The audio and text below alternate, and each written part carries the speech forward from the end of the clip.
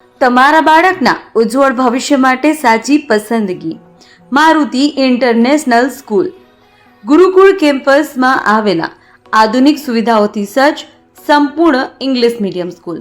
અહીં શિક્ષણ માત્ર પાઠ્યપુસ્તક સુધી સીમિત નથી, પરંતુ બાળકના સર્વાંગી વિકાસ પર વિશેષ ધ્યાન આપવામાં આવે છે. વિશાળ અને હરિયાળું કેમ્પસ, અનુભવી અને પ્રશિક્ષિત શિક્ષક મંડળ, સ્માર્ટ ક્લાસરૂમ અને ડિજિટલ લર્નિંગ, રમતો અને સાંસ્કૃતિક પ્રવૃત્તિઓની ઉત્તમ વ્યવસ્થા, શિસ્ત, સંસ્કાર અને ગુણવત્તાસભર શિક્ષણનો અનોખો સંગમ. શાંત અને સુરક્ષિત વાતાવરણમાં તમારા બાળકને મળશે જ્ઞાન સાથે આત્મવિશ્વાસ અને સંસ્કારનું સંવર્ધન. આજે જ તમારા બાળકનું એડમિશન કરાવો અને તેને આપો સફળ ભવિષ્યની મજબૂત શરૂઆત. સ્થળ: ગુરુકુલ કેમ્પસ, કાસા, વિસનગર. મારુતિ ઇન્ટરનેશનલ સ્કૂલ, વેર લર્નિંગ મીટ એક્સલન્સ. વધુ માહિતી માટે આજે જ સંપર્ક કરો 9136 92 321 9132 35451. વ્યાજખોરો વિરુદ્ધ મહેસાણા પોલીસની કડક કામગીરી, જનજાગૃતિ સભા અને લોન મેળો યોજાયો. ગુજરાત નાણાં ધિરાણ અધિનિયમ 2011 અંગે લોકોને માહિતગાર કરવા ખાસ પ્રયાસ. મહેસાણા જિલ્લામાં વ્યાજખોરો સામે જાગૃતિ લાવવા માટે એક મહત્વપૂર્ણ પહેલ હાથ ધરવામાં આવી છે.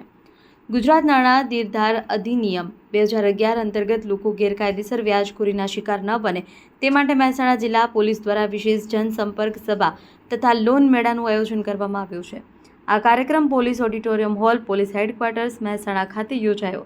જિલ્લા પોલીસ વડાના માર્ગદર્શન હેઠળ યોજાયેલા સેમિનારમાં મોટી સંખ્યામાં નાગરિકો, પત્રકારો તેમજ વિવિધ બેંકોના પ્રતિનિધિઓ તેમજ રજિસ્ટ્રાર, કોઓપરેટિવ સોસાયટીના સભ્યો તેમજ કર્મચારીઓ ઉપસ્થિત રહ્યા. કાર્યક્રમ દરમિયાન પોલીસ અધિકારીઓ દ્વારા ગુજરાત નાણાં ધિરાણ અધિનિયમ અંગે વિસ્તૃત માહિતી આપવામાં આવી હતી. સાથે જ નાગરિકોને કાયદેસર રીતે લોન કેવી રીતે મેળવવી, બેંકોની વિવિધ યોજનાઓ શું છે તેમજ સરકારની માન્ય એજન્સીઓ મારફતે જ ધિરાણ લેવાની સલાહ આપવામાં આવી હતી. વિશેષમાં લોકોને ચેતવણી આપવામાં આવી કે ઊંચા વ્યાજે ખાનગી વ્યાજખોરો પાસેથી લોન લેવી જોખમી બની શકે છે, જેને કારણે લોકો દેવાના ચક્રમાં ફસાઈ જાય છે. તેથી માત્ર લાયસન્સ ધરાવતા ધિરાણદારોને પાસેથી જ નાણાં લેવા જોઈએ અને તેઓ કેટલા વ્યાજે ધિરાણ આપી શકે તેની પણ જાણકારી આપવામાં આવી. આ પ્રસંગે વિવિધ બેંકોના પ્રતિનિધિઓએ પણ તેમની લોન યોજનાઓ વિશે માહિતી આપી. સાથે જ ગુજરાત મની લેન્ડિંગ એપ અંગે પણ લોકોને માહિતગાર કરવામાં આવ્યા હતા. કાર્યક્રમ દરમિયાન નાગરિકો અને પત્રકારો દ્વારા રિકવરી એજન્ટો અને સીઝર સંબંધિત સમસ્યાઓ અંગે રજૂઆતો કરવામાં આવી, જેના જવાબમાં જિલ્લા પોલીસ વડાએ જણાવ્યું કે રિકવરી એજન્ટ તરીકે કાર્ય કરતી વ્યક્તિ પાસે લાયસન્સ અને ઓથોરિટી લેટર હોવું ફરજિયાત છે. તેમજ કોઈપણ પ્રકારની રિકવરી દરમિયાન પરિવારજનો, ખાસ કરી મહિલા અને બાળકો સાથે અયોગ્ય વર્તન કરવું ગેરકાયદેસર ગુનો છે. મહેસાણા જિલ્લા પોલીસ દ્વારા વ્યાજખોરો વિરુદ્ધ વિશેષ મુહિમ પણ હાથ ધરવામાં આવી છે, જેથી લોકો સુરક્ષિત રીતે નાણાકીય વ્યવહાર કરી શકે અને ગેરકાયદેસર પ્રવૃત્તિઓ પર રોક લગાવી શકાય. Bureau report, MG live news, Mehsana. ખૂબ જ ટૂંકા ગાળાની નોટિસના આધારે પણ આટલા લોકો આવ્યા છો એ બદલ હું સૌનો આભાર વ્યક્ત કરું છું. આ આખા કાર્યક્રમનો મૂળ હેતુ છે એ છે કે સમાજમાં ઘણી બધી જગ્યાએ ઊંચા વ્યાજે લોકો પૈસા લેતા હોય છે અને એના વ્યાજના જે ચક્રમાં ફસાઈને ઘણા બધા ઘરો બરબાદ પણ થતા હોય છે. ધંધા રોજગારી માટે અથવા કસર માટે આપણે પૈસાની જરૂર હોય તો એ મેળવવા માટેના બીજા ઘણા બધા રસ્તા છે. બેંક પણ છે, બીજી ઘણી બધી વ્યવસ્થાઓ છે. સરકાર પણ ઘણી બધી સરકારી યોજનાઓ પણ છે કે જેમાં તમારે સ્વરોજગારી માટે કે એની માટે પણ તમને ધિરાણ મળતું હોય. આ બધી યોજનાઓના પૂરતું જ્ઞાન ન હોવાના કારણે, સમજ ન હોવાના કારણે ઘણી વખતે આપણે ઊંચા વ્યાજે પૈસા લેતા હોઈએ છીએ. તો અહીંયા બેંક તરફથી પણ અધિકારીઓ હાજર છે, તો થોડી ઘણી એમની પાસેથી પણ આપણે માહિતી મેળવીએ કે આપણે કઈ કઈ યોજનાઓમાં લોન મેળવવા માટે આપણે એલિજિબલ થઈ શકીએ એમ છે, શું પાત્રતા છે, કઈ કઈ વસ્તુની જરૂર છે. એક જો સમાજ આપણામાં કેળવાશે તો આપણે ઘણી વખત જે ઊંચા વ્યાજે પૈસા લેવા માટે મજબૂર થઈએ છીએ એમાંથી આપણે બચી શકીએ. એટલે એક આ જાગૃતિ માટેનો પણ કાર્યક્રમ છે. સાથે સાથે વ્યાજના ચક્રમાં ફસાયેલા હોય અને આપ આમાંથી નીકળી ના શકતા હોય તો અહીંયા આપ રજૂઆત પણ કરી શકો છો. આપની રજૂઆતને બિલકુલ ધ્યાન ઉપર લેવામાં આવશે અને આપની હકીકત સાચી જણાશે તો 100% એની ઉપર કાર્યવાહી કરવામાં આવશે. ઘણા બધા અરજદારો એવા હોય છે કે ભાઈ લોકલ પોલીસ સ્ટેશનમાં અરજી આપવા માગતા નથી હોતા, જાતે ને જાતે એવું માની લે છે કે અહીં અમારું કામ થશે કે નહીં થાય. એની માટે અમે એક આ કાર્યક્રમ રાખેલો છે. આનો વધુમાં વધુ લાભ લોકો લે અને આનું સારું પરિણામ આપણે બધા સાથે મળીને મેળવીએ. ખૂબ જ ટૂંકા ગાળાની નોટિસના આધારે પણ આટલા લોકો આવ્યા છો એ બદલ હું સૌનો આભાર વ્યક્ત કરું છું. આ આખા કાર્યક્રમનો મૂળ હેતુ છે એ છે કે સમાજમાં ઘણી બધી જગ્યાએ ઊંચા વ્યાજે લોકો પૈસા લેતા હોય છે અને એના વ્યાજના જે ચક્રમાં ફસાઈને ઘણા બધા ઘરો બરબાદ પણ થતા હોય છે. ધંધા રોજગારી માટે અથવા કશાય માટે આપણે પૈસાની જરૂર હોય તો એ મેળવવા માટેના બીજા ઘણા બધા રસ્તા છે. બેંક પણ છે, બીજી ઘણી બધી વ્યવસ્થાઓ છે. સરકાર પણ ઘણી બધી સરકારી યોજનાઓ પણ છે કે જેમાં તમારે સ્વરોજગારી માટે કે એની માટે પણ તમને ધિરાણ મળતું હોય. આ બધી યોજનાઓના પૂરતું જ્ઞાન ના હોવાના કારણે, સમજ ન હોવાના કારણે ઘણી વખતે આપણે ઊંચા વ્યાજે પૈસા લેતા હોઈએ છીએ. તો અહીંયા બેંક તરફથી પણ અધિકારીઓ હાજર છે, તો થોડી ઘણી એમની પાસેથી પણ આપણે માહિતી મેળવીએ કે આપણે કઈ કઈ યોજનાઓમાં લોન મેળવવા માટે આપણે એલિજિબલ થઈ શકીએ એમ છે, શું પાત્રતા છે, કઈ કઈ વસ્તુની જરૂર છે. એક જો સમાજ આપણામાં કેળવાશે તો આપણે ઘણી વખત જે ઊંચા વ્યાજે પૈસા લેવા માટે મજબૂર થઈએ છીએ એમાંથી આપણે બચી શકીએ. એટલે એક આ જાગૃતિ માટેનો પણ કાર્યક્રમ છે. સાથે સાથે વ્યાજના ચક્રમાં ફસાયેલા હોય અને આપ આમાંથી નીકળી ના શકતા હોય તો અહીંયા આપ રજૂઆત પણ કરી શકો છો.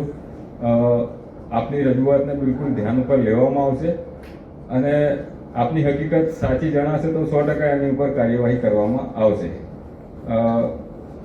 ઘણા બધા અરજદારો એવા હોય છે કે ભાઈ લોકલ પોલીસ સ્ટેશનમાં અરજી આપવા માગતા નથી હોતા, જાતે ને જાતે એવું માની લે છે કે અહીં અમારું કામ થશે કે નહીં થાય. એની માટે અમે એક આ કાર્યક્રમ રાખેલો છે. આનો વધુમાં વધુ લાભ લોકો લે અને આનું સારું પરિણામ આપણે બધા સાથે મળીને મેળવીએ. सर, प्रथम मैं सर को धन्यवाद देना चाहूँगा कि आज इस मौके पर एक जन संपर्क सभा का आयोजन किया, जिसका मुख्य उद्देश्य आप लोगों तक बैंकिंग से संबंधित जानकारियों को पहुँचाया जाए. माफ़ करिएगा, मैं सीधे बोलना शुरू कर दिया. एक्चुअली मैं बाहर से हूँ तो हिंदी ही बोल पाऊँगा, तो वो बियर करिएगा. गुजराती में अगर कुछ इशू होता है तो किसी से बोलिएगा तो मैं ज़रूर आप तक वो बात पहुँचाऊँगा. बैंकिंग एक ऐसी संस्था है जहाँ पर लोग किसी न किसी उद्देश्य से जाते हैं, कि वो चाहे डिपॉजिट से रिलेटेड हो या लोन यानी ऋण से रिलेटेड. कभी कभी जानकारी के अभाव में हम बिचौलियों में फंस जाते हैं. ठीक है, मेन पर्पज आज का है कि हम बिचौलियों से न बचें, यानी अपने अधिकार जानें. ठीक है, बैंक एक ऐसी संस्था है जो आप जो सोच सकते हैं उस पर्पस तक के लिए ऋण देता है. आपको खेती करना है उसके लिए ऋण मिलेगा, आपको पशुपालन करना है उसके लिए ऋण मिलेगा, आपको बच्चे की पढ़ाई करनी है उसके लिए ऋण मिलेगा, आपको व्यवसाय करना है उसके लिए ऋण मिलेगा, आपको बच्चों को बाहर भेजना है उसके लिए भी ऋण मिलेगा.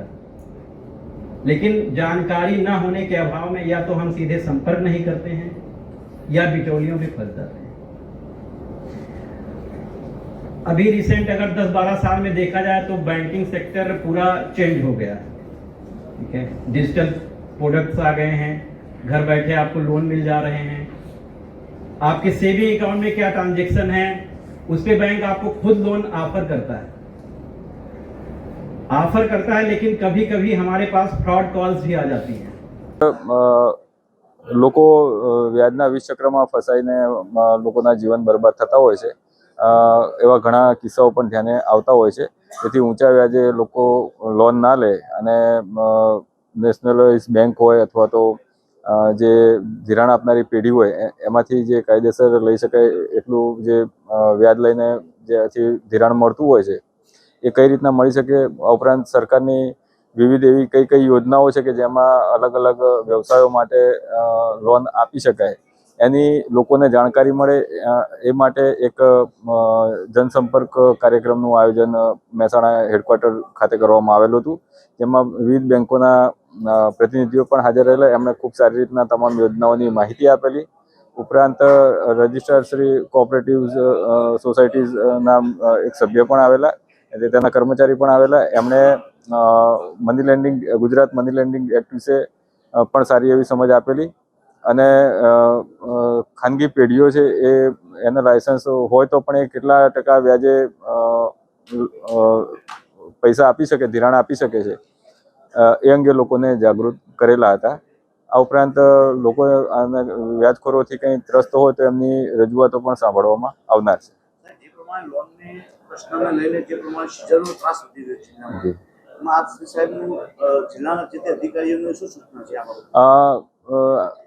લોકો તરફથી તથા પત્રકાર મિત્રો તરફથી પણ સીઝરને લગતી રજૂઆત કરવામાં આવેલી છે. મારી બહુ સ્પષ્ટ સૂચના છે કે કોઈ પણ જગ્યાએ આ રીતના વાહનો ઉઠાવતા હોય તો ફેમિલી મેમ્બર બાળકો સાથે હોય અને આ રીતના રોડ ઉપર ઉતારી દેવા બિલકુલ યોગ્ય નથી અને આવી કોઈ પણ ફરિયાદ મળે તો તેમાં બિલકુલ કાર્યવાહી કરવાની રહેશે. સાથે સાથે રિકવરી એજન્ટ તરીકે કામગીરી કરતા હોય તો એમણે એમના આઈ કાર્ડ અથવા તો કોઈ પણ ઓથોરિટી લેટર એ પણ સાથે રાખવાનું રહેશે. સાહેબ દર વર્ષે આ પ્રોગ્રામ થતા હોય છે અને જે વ્યાજખોર ગુના પણ દાખલ થતા દિવસમાં ભોગ પણ બતાવે તો પણ આ કેસ ધીમે ધીમે વધતા રહે છે. આના માટે જવાબદાર વધતા રહે છે કે ઘટતા રહે છે એ મેં એનાલિસિસ નથી થયેલું, પણ મને લાગે છે કે સમયાંતરે આવા કાર્યક્રમો કરવા ખૂબ જરૂરી છે. લોકોને જાગૃત કરવા પણ જરૂરી છે અને આ એક વખત કાર્યક્રમ કરેથી આ મુદ્દો સોલ્વ થઈ જાય એવી આશા રાખવી પણ થોડી વધારે પડતી છે.